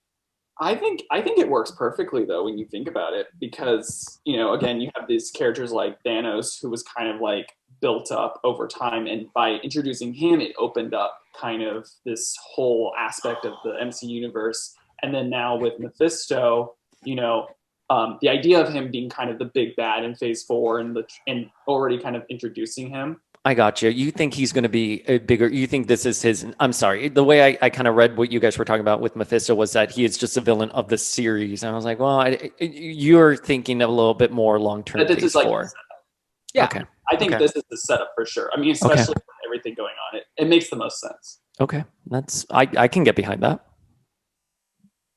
Another question with this, like for the children, I cannot like this talent show for the children, the constant reference for the children, but like, I have not seen any children even at that talent show. This is like a thing, right? Where it is just like symbolic in the fact that they're creating this for Wanda. Have kids. I think that's a very apt observation. I hadn't picked up on that. Yeah, for as much as they're talking about for the children, there aren't any children anywhere. And speaking of people who aren't anywhere, where is this husband that Agnes has mentioned in this episode? Ralph. And it's Where's funny. Ralph? I think of Stan from Will and Grace, where he's like character in RC. But I think Kevin, I think Kevin Feige is a bit more strategic, and there's a reference brewing in there. You guys are asking where certain characters are. Did you guys notice that Mr. Hart wasn't there with his wife? Did Wanda blink him out of existence? Well, it goes back to what you guys were saying. If these are real people, maybe he actually did die, and it kind of like covered up, like in her head, like she. Or maybe Wanda's like, you're gone. Like, sashay away. Wanda's like, sashay away. You're literally questioning my reality. And my reality does not suck.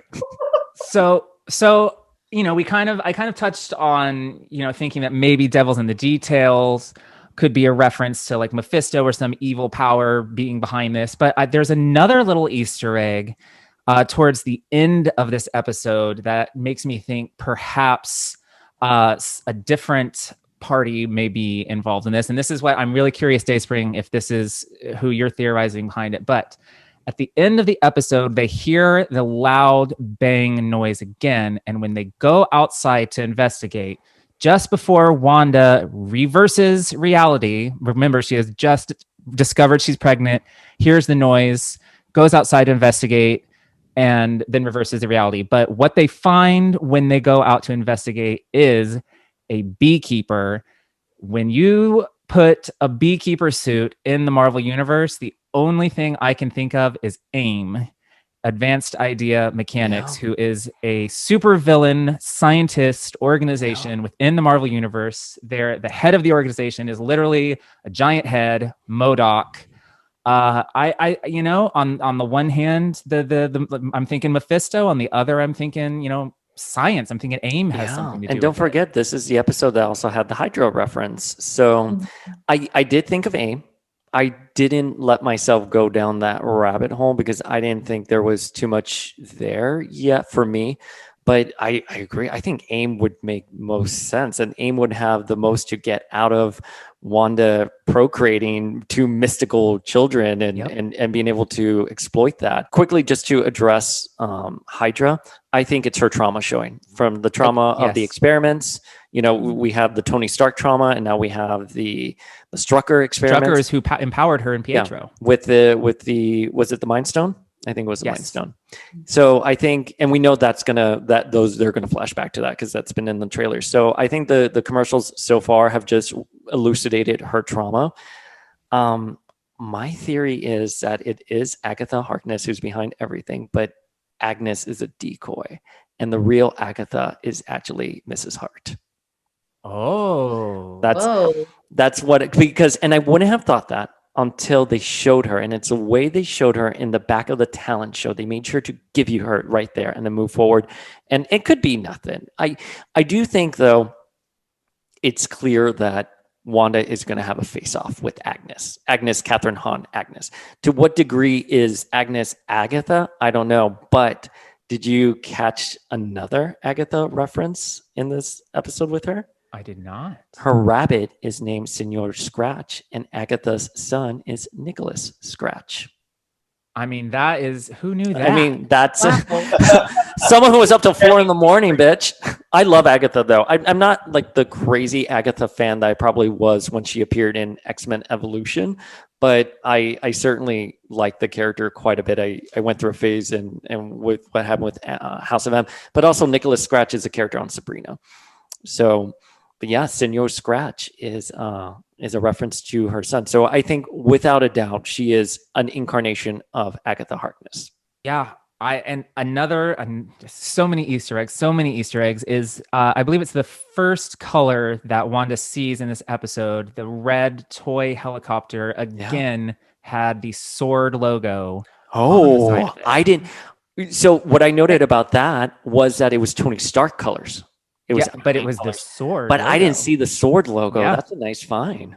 I had a question on that actually. Like I think Flinkman, since you mentioned AIM, that thought kind of crossed through my mind. Do we think there is, like, with the chopper being from sword, because I saw the sword, is there something going on outside of this reality that she's created? Because is AIM like I guess I'm assuming military like some like a shady science kind of paramilitary group. Yeah. And have they ever in like comics cross paths with sword, or is there some I didn't know if there was. My head, can I think of any specific occasion? But AIM is a general all-purpose kind of villain organization within the Marvel universe. They have been used in many different ways in many different books. There's, it's a multifaceted, they can be fit into any situation. So I think that would make sense for Sword and AIM to cross paths. And I wonder if Sword is now the successor to Shield, so they're not necessarily dealing with outer threats, but maybe this is how they begin and homeland threats or paranormal threats, and then they grow to what eventually we have now in the 616 books. I don't know. I think it's probably an evolution of Shield, because if you remember, the last post-credit scene that we got in the MCU was Nick Fury aboard a Skrull ship in deep space. So the head of Shield is involved with extraterrestrial affairs now. So I wouldn't be surprised if this is just sort of the next evolution of Shield. Yeah, I just wonder if it's like officially sanctioned. We will have to find out. We'll find out. The box. Was it the I'm talking about the magic box that Wanda goes in? I saw some people talk about this. I didn't see anything. Infinity Stone paint on the front of it, a glowing Infinity Stone? And do we think the chanting, "What's in the box? What's in the box?" Like, what is in the box? I don't know. Does that mean anything to anyone? I don't know.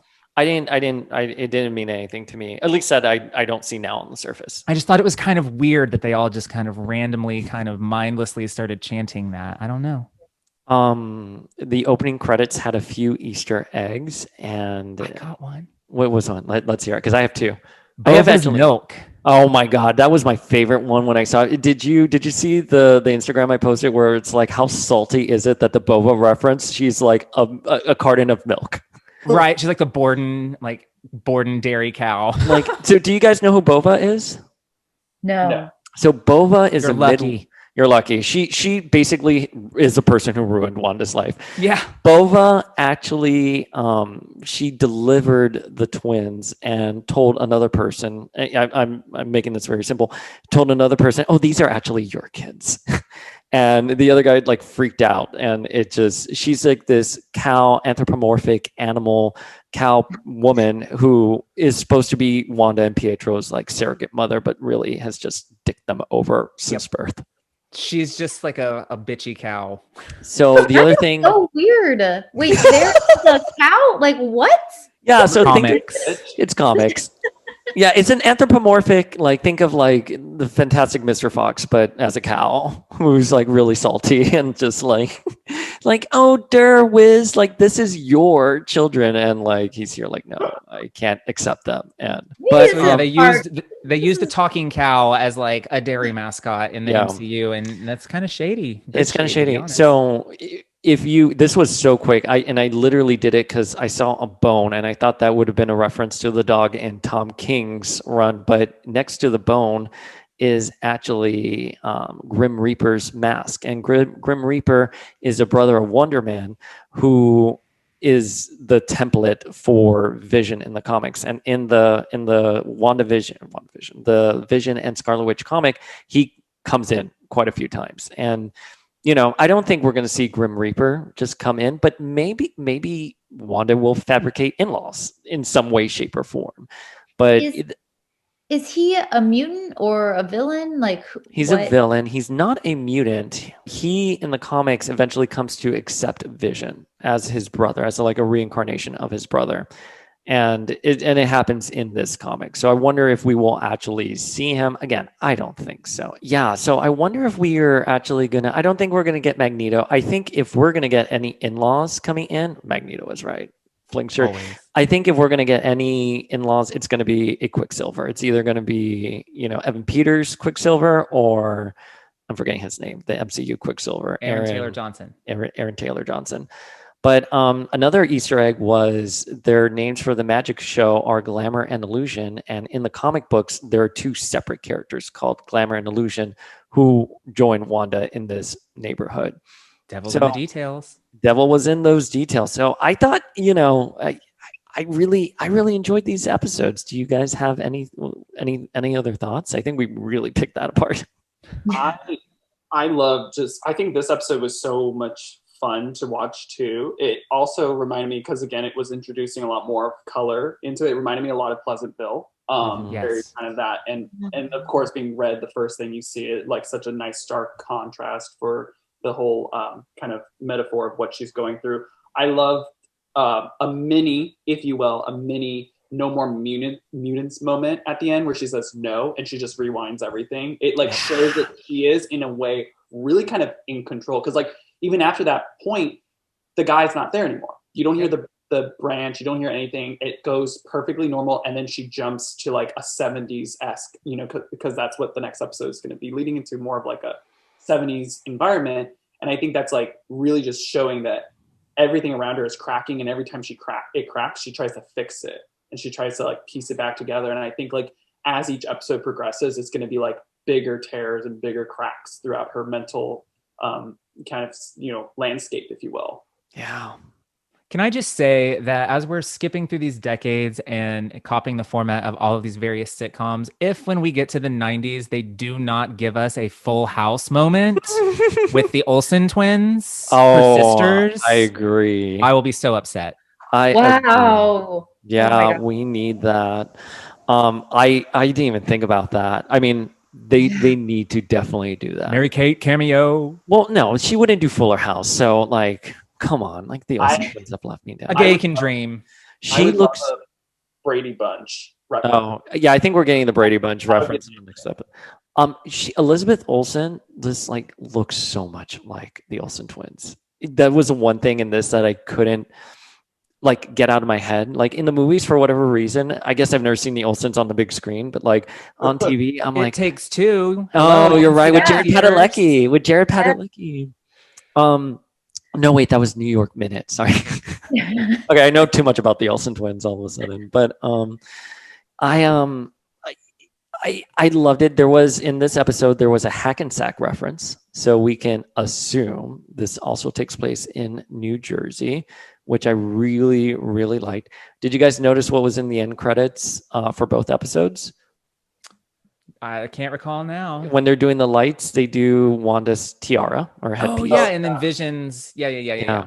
The big question I have following this though is because if this is post Infinity War and Endgame, and this is the beginning of Phase 4, where's Vision's body? Is this at are we going to see that?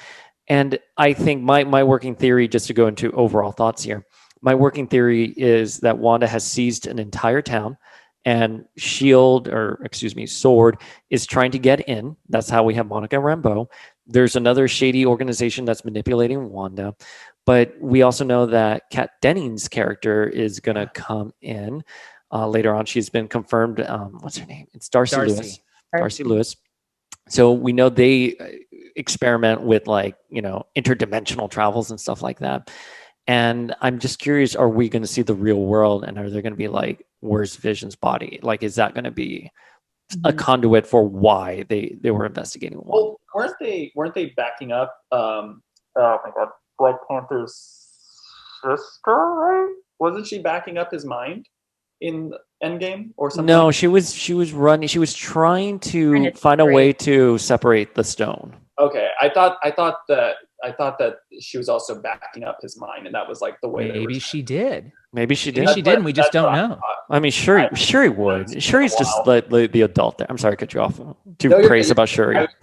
I was just gonna say, because I think that would be.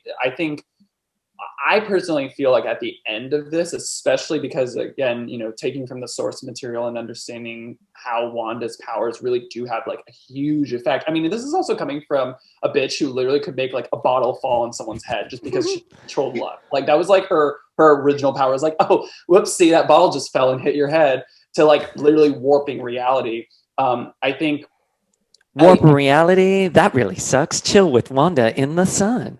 All right, chill. This isn't American Idol. No, it's Wanda Idol. Wanda, God, Wanda everything. But I think you, Wanda? I think at the end, it is going to be kind of her power getting so strong that she actually does change reality, and she kind of retcons some things, or maybe might even be able to bring people back from the dead, maybe, or something. Like, I feel like there's going to be a huge ramification with this, because what it's showing already is that this is definitely at least my interpretation, and for sure what it's being shown, it's a pocket dimension. So she has a lot of control here, but what's to say when she gets out of that pocket dimension, how much power she can kind of bring into the world and really shape everything and change it. I think for sure Vision will probably be brought back. This is a great way to kind of reintroduce the character and bring him back from Endgame, especially. Yeah, and I think that there's an opportunity. There's in the comics, Vision gets brought back in a different body. He's a completely different color. He's white. White. His personality has changed, and he has no interest in Wanda at that point. So I think even if we do get Vision back at the end of this, there's going to be a situation like that where he and Wanda are not going to be together anymore, and maybe that's the catalyst for her to like lose it. And I don't know. I also think that, Dayspring, you sort of drilled this idea into my head that I think she's going to attempt to bring back Quicksilver, and she's going to break the multiverse, and we're going to get Evan Peters Quicksilver from the Fox X-Men movies instead of the MCU Quicksilver. Exactly. I thought she is going to reach for her brother in a moment of desperation, and she's going to pluck Evan Peters and not Aaron Taylor Johnson. I hope. I would like to see him. I would love to see him kind of like come in as like, and we find out he was just a construct. Like, I don't know. I do think it would be weird if we don't get Aaron Taylor Johnson in this. Mm-hmm. It just seems like it would be weird that she wouldn't have him if she's creating her own reality. If that's the theory. Well, I think everyone's been waiting for him to come back, so it's kind of now or never a little. But bit. I think Aaron Taylor Johnson. I think. Darcy Lewis we have, and I think we should see Doctor Strange. That would be weird if he didn't. I don't know about a Spider-Man. I don't know if they'll do a post-credit with Spider-Man, but there are certain characters that I'm expecting should show up. And I think last night I looked at an obscene amount of interviews with Catherine Hahn, and I love her. Her and Paul Bettany let it slip that 7, 8, and 9 are going to be among like the most mind-blowing things they've ever done in the MCU. Wow. So they said everyone's going to talk. Everyone's going to lose their shit beginning in episode 7. As if we're not talking already. Thank you guys so much for joining us today. Is there anything else you wanted to add for WandaVision this week? We have next week, guys. And the week after that.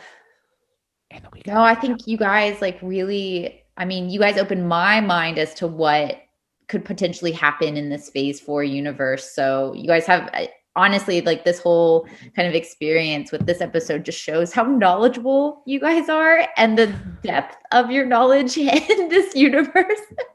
I mean, this shouldn't be too much of a surprise to you. I mean, No. how many Marvel movies have we seen together? And like literally we would always go, and we have like our group of friends. And like after every Marvel movie, we would just stand in the lobby, and I would feel like I was on like the Tonight Show or something. They were just lobbing questions left and right. Like, what did this mean? Who was that? What do you think is going to happen in the next one? Da, da, da, da, da, da.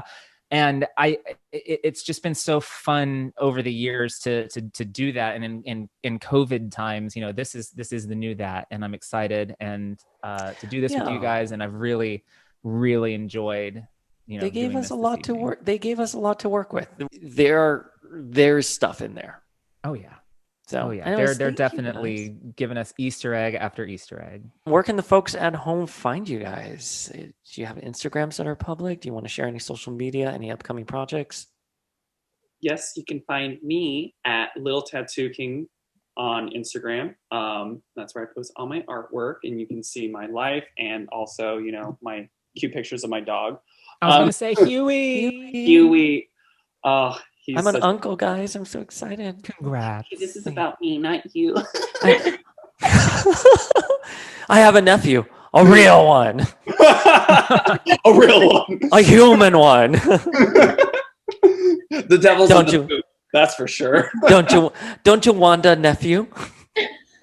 My Sorry, God. I can't. You guys don't realize this, but this is all I'm going to hear for like literally a week now because of how good that little stint was with us. Like, you really nailed that one. No, you nailed it. I can't believe you remembered the lyric. Oh my God, thank you. I think I'm going to go on like the American Idol or something. Okay, I love that journey for you because I don't think you're particularly talented as a singer, but like, yes, do that. Wow. Welcome, Courtney. Hi, Ryan Brotherly fell with this his whole love. life, and So sorry for you, Courtney. All right, Courtney and the Gays. It's a new podcast. Courtney and the Gays. Love it. I love it. Courtney, any social media you want to plug? I just have Courtivate, Courtivate. And it's public, but I just post stuff it's a bunch of random stuff that I'm doing. Your Instagram is Korea. fabulous. Don't even play. I love. Oh my god, that dress of you with your bookstagram. I like. Oh my God. Gasp. Just, yeah, I mean, I'm trying to read more this year than last year. So, and my tastes like span from nonfiction to fiction to sci-fi to all that. So I just kind of post what I'm reading at the moment. But yeah, it's just a hodgepodge of Alongside lots of delicious food and Korean scenery. But okay, as always, I'm the Uncanny Dayspring, And I am the adjectiveless Linkman. and we'll see you guys next week.